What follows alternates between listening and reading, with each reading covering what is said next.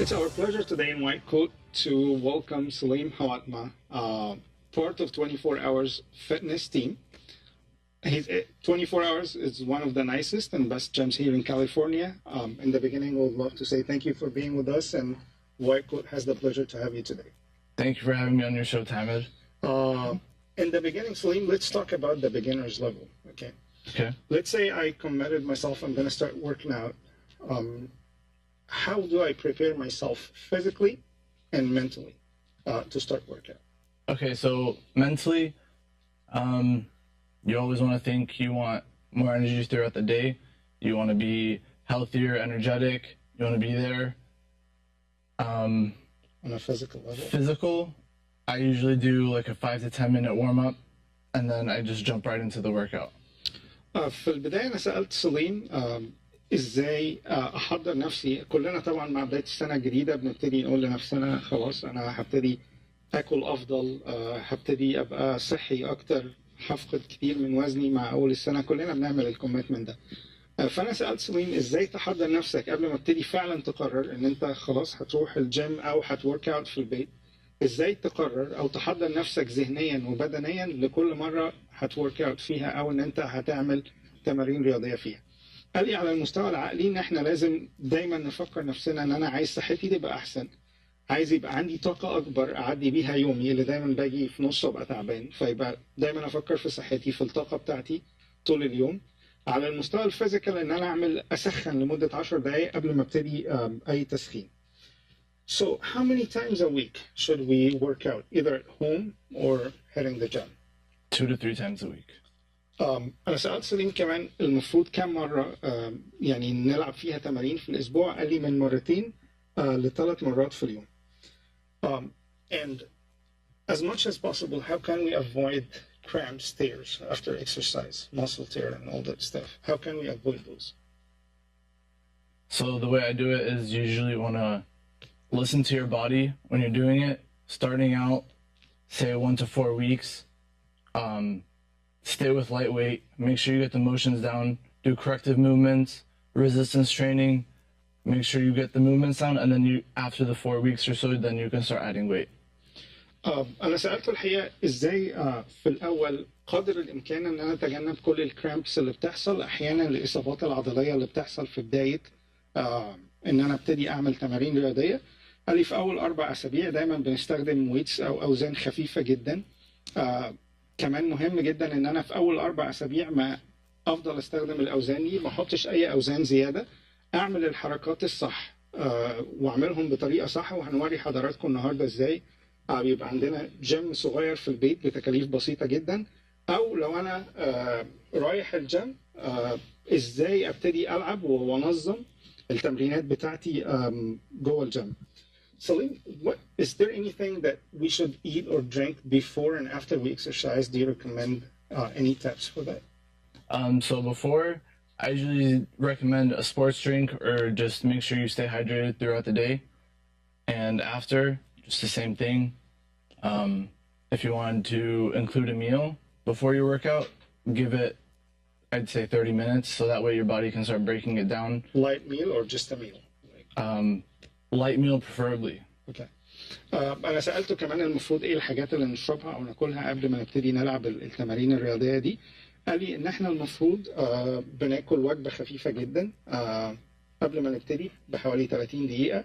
كمان مهم جدا إن إحنا نحافظ على درجة الرطوبة أو المية أو في جسمنا، إن إحنا دايما نشرب sport drinks.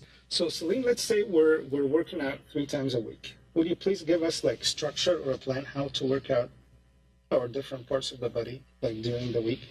Okay, day 1, I would do arms with some bicep curls, hammer curls, and then chest, do some push-ups. You could lay flat on the ground. This helps with the range of motion. Do chest flies and do core as well. Okay. And then day 2, I would do back and I will do legs, which consists of back flies, lunges, and body squats and dead bugs. And day 3? Day 3, I would just do a mixture of all of those. Okay. أنا لما سألت سليم كان ازاي لو احنا هنعمل بلان او هنعمل خطه ازاي نمرن العضلات جسمنا المختلفه. قال لي اولا ما ينفعش نعمل كل حاجه مره واحده لان احنا هنبقى تعبانين جدا، فلازم نقسم. قلت له لو هنعمل 3 مرات، لو هنعمل اكسرسايز 3 مرات في الاسبوع، هيبقى البلان دي شكلها ايه؟ فقال لي في اليوم الاولاني هنعمل منطقه الصدر، وهنعمل تمارين تغطي من عضلات الصدر، تمارين تغطي عضلات البطن، او تمارين تغطي الجزء الامامي من الذراعين. في اليوم الثاني هنغطي منطقه الباك اللي هي منطقه الظهر، وهنغطي العضلات دي كمان في منطقه الظهر. كمان مهم جدا ان احنا نستخدم العضلات بتاعه دراعنا من ورا عشان ده مهم جدا. وفي اليوم الثالث هنخلط ما بين الاثنين، بكده ما نعملش ورك اوت لكل عضلات جسمنا، وبالتالي هنتعب بسرعه جدا. So Salim, if we're planning to lose weight, what should we cut off completely in our diet? Starches, simple carbohydrates, your margarines, and your pastas. الحقيقة أنا سألته لو إحنا خلاص قررنا إن إحنا فعلا هنفقد وزننا وقررنا خدنا القرار ده، قال لي إنه من أهم الحاجات اللي إحنا المفروض ما ناكلهاش خالص السكريات كتير، بالذات يعني إحنا عندنا في مصر الفطاير والشوكولاتات والحاجات دي، المفروض نقطع الكلام ده تماما. الحاجة التانية المكرونات، لأنه دي سمبل ستارش هتعمل أو نشويات هتعمل مشكلة لينا وإحنا بنفقد وزننا. الحاجة الثالثة المهمة جدا العيش، كمان يا ريت نقلل العيش خالص في أكلنا. دول كانوا حاجات مهمة جدا إن إحنا نقطعهم خالص في الأكل بتاعنا لما إحنا قررنا خلاص نفقد وزننا. What can we eat in moderation and it still can help? Moderation, you can eat the dairy products, compound carbs. Every now and again, you can treat yourself to a small, like, sugary snack, like a scoop of ice cream or a piece of chocolate. Okay. أنا سألته إيه الحاجات اللي ممكن ناكلها باعتدال أثناء الدايت بتاعنا. فقال إن إحنا ممكن ناكل منتجات ألبان، ممكن ناكل بروتينات، ممكن ناكل كل وقت والتاني تحاول إن أنت تكافئ نفسك، وإن أنت المفروض يعني إن أنت ماشي كويس وبتكافئ نفسك بإن أنت تاخد مثلا ولو معلقة أو 2 من الآيس كريمز والحاجات دي، لأنه ده بيساعد جدا إن أنت to keep up أو تكمل الويت لوس بلان أو الخطة بتاعتك لفقدان الوزن. How about fibers? What's the importance of fibers if we decided to lose weight? Fiber is very important in your daily diet. It helps strengthen your intestines, and it also helps your metabolic rate. أنا سألته كمان على الألياف، قال لي مهم جدا إن إحنا ناكل ألياف أثناء خطة فقدان الوزن بتاعنا، لأنه الألياف بتعمل حاجتين، بتساعد حركة الأمعاء بتاعتك، فأنت بتقدر تدخل التواليت بشكل مستمر بشكل يومي. الحاجة الثانية المهمة جدا إنها بتساعد الميتابوليزم بتاعك أو بتسرع عملية الحرق أو الأيض بتاعك، وده بيساعد جدا أثناء فقدان الوزن. Salim, what's the role of protein, the importance of protein in the weight loss process? So protein, it helps re-nourish your muscles and also the tissues. And I think it can help you to gain like lean mass muscle. Correct.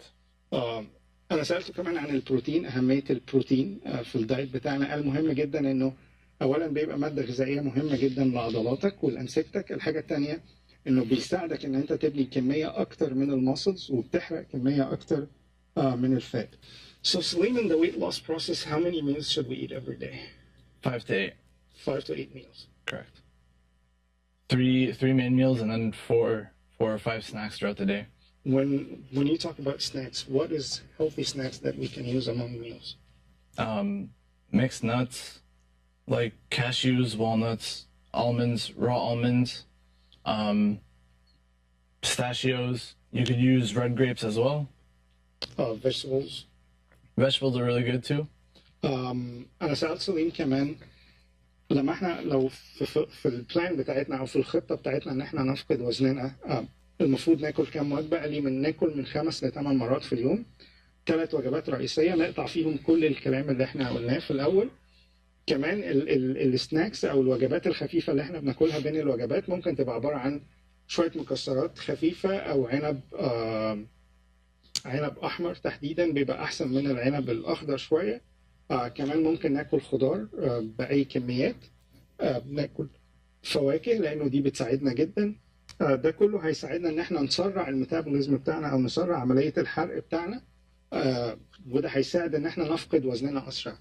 When we talk about, especially for men, when we talk about anti-estrogen food, or men and women, both, what is anti-estrogen food and how can it help to make you lose weight faster?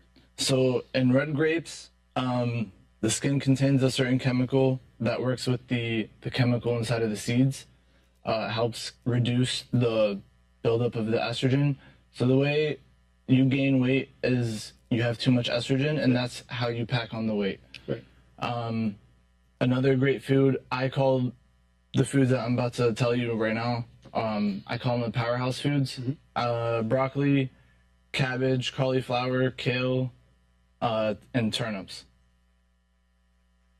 الحقيقه انا سالت سليم على مضادات الاستروجين بشكل عام في جسمنا، فقال لي انه في وجبات كتيره بتساعد، اهمهم على الاطلاق الارنبيط لانه ده مهم جدا، الليفت ده مهم جدا، البروكلي مهم جدا، الكرومب كمان بيساعدنا بشكل مهم جدا، والجرجير. دول 5 حاجات بتساعدنا ان احنا نفقد ونحرق كالوريز بشكل اكبر ونتخلص من كميه الاستروجين اللي عاليه في جسمنا وبالتالي نفقد وزن. دلوقتي احنا اتكلمنا على الجزء الخاص بالتغذيه بشكل عام، والمفروض ان احنا نلعب كم مره في اليوم وكل الكلام ده، وايه الخطه اللي المفروض نعملها، ايه العضلات اللي المفروض نشتغل عليها يوم بيوم. هنوري حضراتكم دلوقتي بشكل عملي ازاي يبقى عندي الجيم بتاعي في البيت وان انا اعمل تمارين بسيطه جدا هتفي الغرض زي كاني رحت الجيم بالظبط. لو انت حضرتك ما عندكش او حضرتك ما عندكيش وقت تروحي الجيم، هنوري حضراتكم ازاي نقدر نعمل التمرينات دي في البيت بشكل مبسط جدا. Salim, would you mind showing us first how to work out our core? Sure. So these ones I call dead bugs. Okay. أول تمرين هيوريه لكم دلوقتي هو إزاي نقدر نعمل تمرين للمنطقة المركزية في جسمنا أو منطقة البطن بشكل عام، وده تمرين سهل جدا. How many times should we do it? How many sets? I'd say count out a minute and then 30 seconds rest. نقدر نعمله دقيقة وبعدين ناخد rest 30 دقيقة. And how many times? 4 times. نقدر نعمله 4 مرات، نعمله لمدة دقيقة، ناخد 30 ثانية rest وبعد كده نعمله تاني، نقدر نعمله لحد 4 مرات في اليوم. Go ahead. Alright, so the importance of these, you want to make sure your hips are on the ground and so is your back. You want to keep your shoulders back. Keep your hands down too. Just bring one leg down, bring it back up. Come back down, bring it back up. زي ما انتم شايفين حضراتكم كده، مهم جدا ان يبقى وسطكم وظهركم مفروض تماما على المات بتاع الاكسرسايز او على الارض زي ما حضراتكم بتعملوه. رجلكم بتبقى متنيه بالشكل ده، رجل واحده بتنزل تتفرد وبعدين تطلع تاني، وبعدين ابدل الرجل الثانيه تنزل تتفرد وتطلع تاني زي ما حضراتكم شايفين دلوقتي. المفروض زي ما قلنا نعمله لمده دقيقه وناخد 30 ثانية ريست وبعدين نعمله تاني لمدة دقيقة. 4 سيتس يعني 4 دقايق بينهم 33 ثانية راحة. So that's for the core. Any other exercise that we can work out our core? For core, I'll show you one for obliques. Okay. I want to take a weighted ball. ده خاص برضو بمنطقة البطن، ولكن العضلات اللي هي بتبقى في الجناب عندنا دي، لأنه بيساعد جدا كمان إن احنا نعمل trimming للمنطقة بتاع البطن. So you want to come down here. You can keep your legs down. Okay.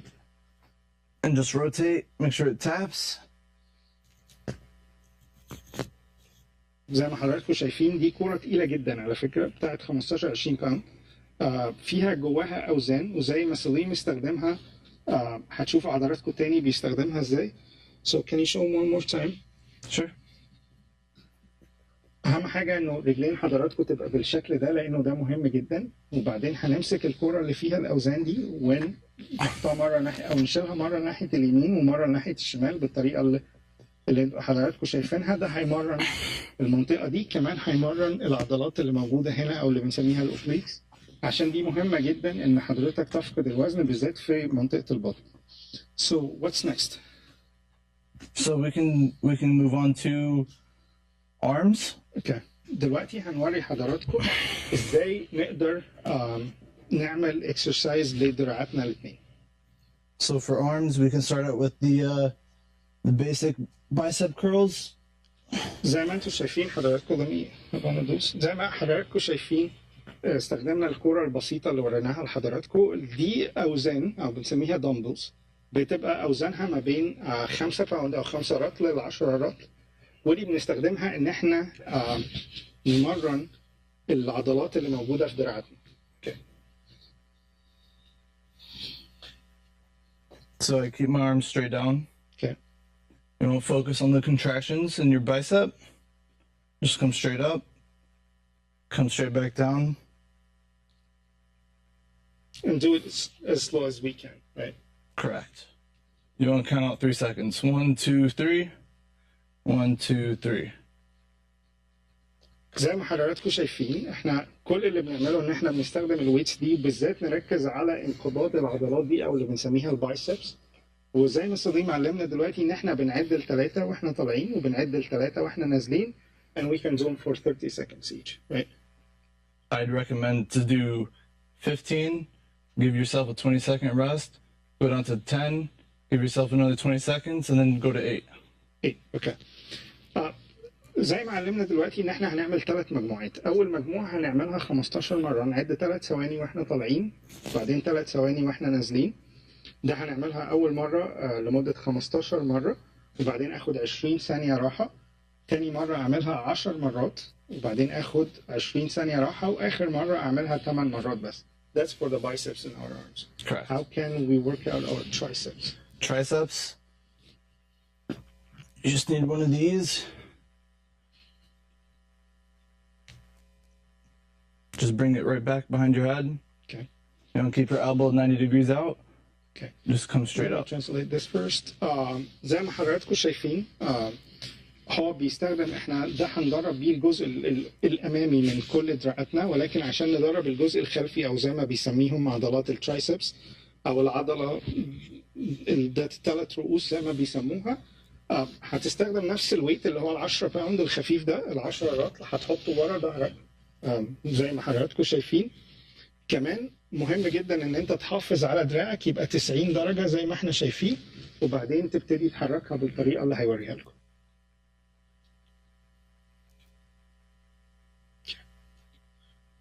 How many times?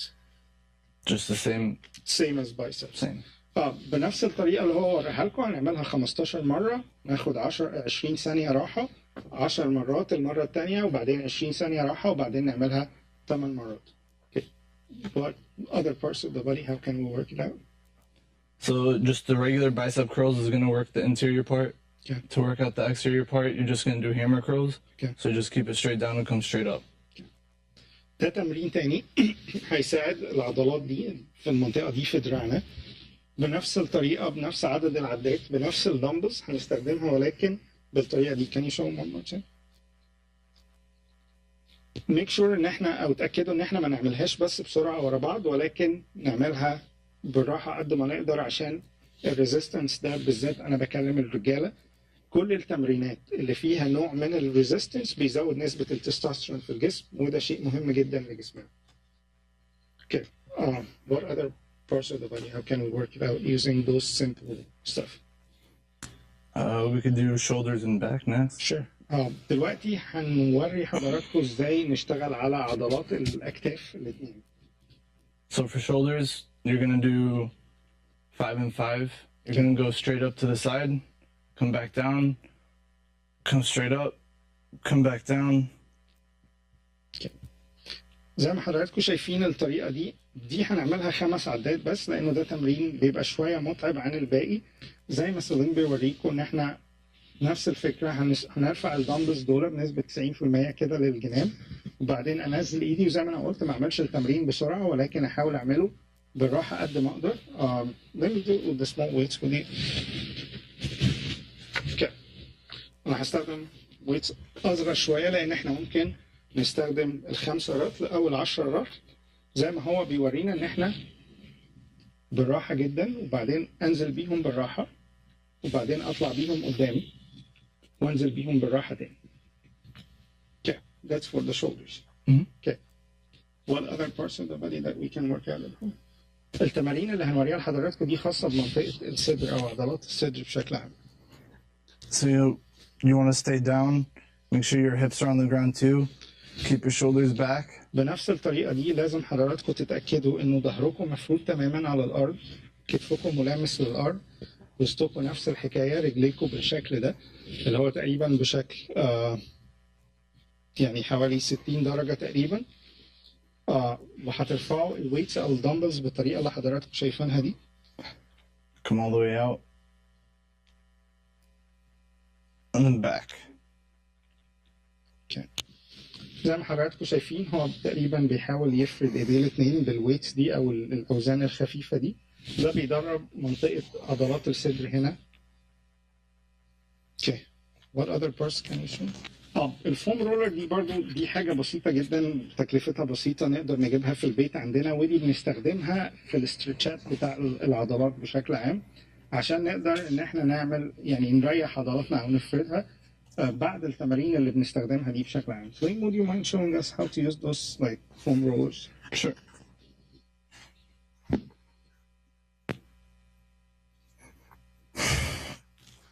So just twirl out your legs. Okay.